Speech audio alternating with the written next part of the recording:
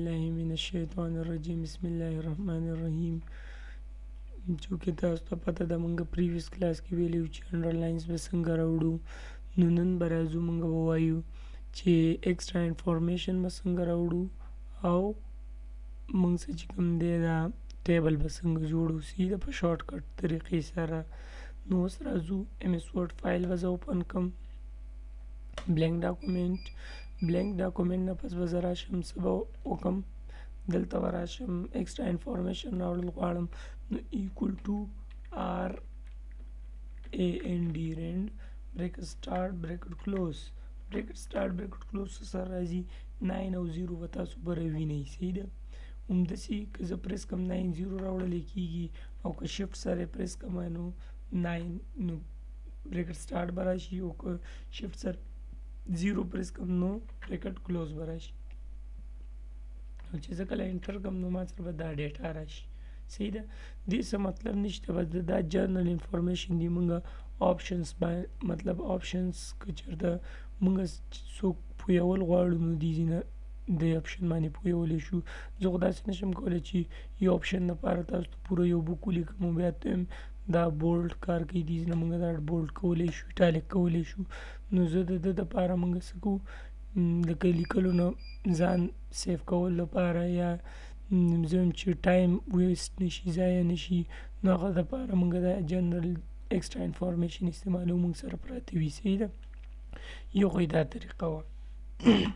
بله equal to rand dot old bracket start bracket close enter د سره دا معلومات راوړل کېږي.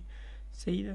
څه equal to rand dot old bracket start bracket close. بل چې کوم موږ سره د equal to lorem bracket start bracket close درېیمه طریقه موږ سره دا ده، په دې سره موږ هم ایکسټرا انفارمیشن راوړلی شو.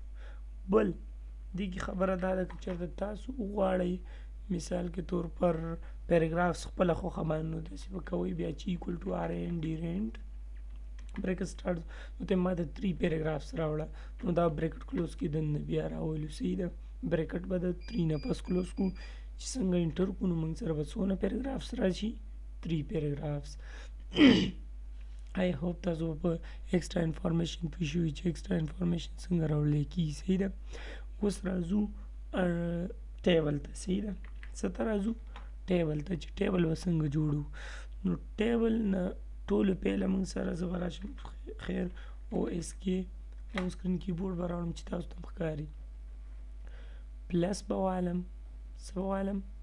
پلس، خو شفټ سره ګورم داسې نه راځي. پلس بیا ایکول ایکول ایکول ایکول. دا ایکول زه څه دپاره ورکوم؟ دا د دپاره ورکوم چې مطلب ستا څونه سپیس په کالم کې پکاري هغومره ایکول ورکړه. پلس بیا ایکول ایکول ایکول ایکول ایکول ایکول بیا پلس، مطلب یو کې مې دونه سپیس پکار دی کالم کې بلکې دونه. صحیح ده. بیا ایکول ایکول ایکول ایکول ایکول ایکول بلکې دونه پلس. که زه پلس ورنه کړم انټر کړم نه به جوړېږي. صحیح ده. نو که پلس ورکړم بیا به څه شي جوړ شي موږ سره ټیبل، او ټیپ سره موږ بیا څه کولی شو، زیاتولی شو. نو دا موږ سره د څه د ټیبل طریقه وه.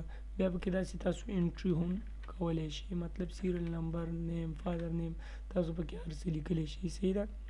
آی هوپ تاسو به څه ګیټ کړي وي چې ایکسټرا انفارمیشن څنګه راوستلی کېږي او ټیبل څنګه جوړېږي. تھینک یو فار واچینګ. الله حافظ.